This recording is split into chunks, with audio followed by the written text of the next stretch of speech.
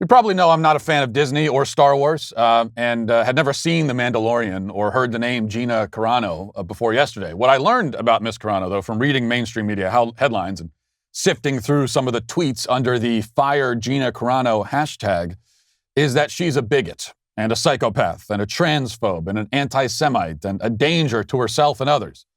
I learned that she has now been booted from her role on The Mandalorian and fired by Disney, a cause for celebration, I'm told, after an Instagram post that became sort of the final straw.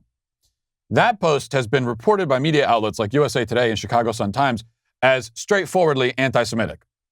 Not even like some people claim it's anti-Semitic or some people see it as anti-Semitic, but that it is just simply anti-Semitic.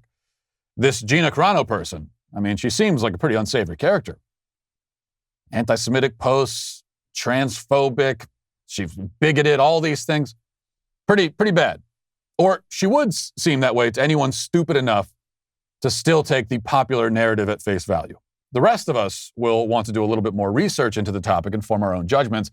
It doesn't take much research to discover that the narrative is, once again, completely and utterly bogus. So, what did the now deleted Instagram post that has been dubbed anti-Semitic by not only the media but her former employer actually say? I mean, Lucasfilm sent out a statement declaring that Carano's, quote, social media posts denigrating people based on their cultural and religious beliefs are abhorrent and unacceptable. Abhorrent and unacceptable. Is there any basis for this charge? Well, decide for yourself. The post in question appears to be a screenshot of somebody else's post, which Carano had reposted to her own Instagram. It says, this is what it says: Jews were beaten in the streets, not by Nazi soldiers, but by their neighbors, even by children. Because history is edited, most people today don't realize that to get to the point where Nazi soldiers could easily round up thousands of Jews, the government first made their own neighbors hate them simply for being Jews. How is that any different from hating someone for their political views? That's it. That was the post. Anti-Semitic? Denigrating people based on their cultural and religious identities? What? It's the opposite of that, actually. She is comparing our current political environment to Nazi Germany in an unfavorable way. She's not saying it's good that it's like this. And by the way, if making a Nazi comparison is anti-Semitic, then everyone in the country is a raging anti-Semite. As everyone knows, Nazi comparisons are the most common rhetorical strategy in any debate. They may be way overused, and they are, and overwrought, and they often are, but there's nothing shocking or offensive or abhorrent about this one single example of a thing that you can find in a billion other places on the internet. And everyone has done it. Jews and non-Jews alike. We have all been guilty, apparently, at various points of making Nazi analogies. In fact, as Nazi analogies go, this one gets closer to the truth than most. I mean, she's correct that the lead up to any Holocaust-level atrocity always involves the dehumanization of a certain group of people. Now, I would say this has already happened in this country to the unborn. 60 million have been slaughtered because of it. Is it happening to conservatives too? Well, we're not being rounded up and executed, obviously, but her point is simply to show where trends can lead when taken to their most violent extreme. Now, say what you want about that, but if you say that she's denigrating Jews somehow, then, well, you're lying. Straight up. And I hope she has a team of lawyers ready to sue Lucasfilm for this defamation. That is defamation of character. They accused her of doing something that she absolutely did not do. It's not even that you could interpret it in that way. You cannot. No literate person could read what she posted and see that as her denigrating Jews. We could, of course, sit here all day pulling examples of leftists making Nazi and Holocaust comparisons. They spent 4 years doing it relentlessly every day. And Donald Trump never staged any mass executions of any political dissidents, yet that didn't stop anyone from calling him Hitler. We could even pull examples of other Disney actors on the same show making Nazi comparisons. Pedro Pascal, another actor on The Mandalorian, tweeted in 2018, hashtag This Is America. And you can see it here. He says, This is America, hashtag, with a picture of Jews in concentration camps in 1944. On top of a picture of the infamous kids in cages in America in 2018. So there's the Nazi comparison. Except that, as far as I could tell, that's not really from 2018. It's from 2010, and it's not from America either. Well, Minor details. Oh, and by the way, it's also, those kids are also not in a cage.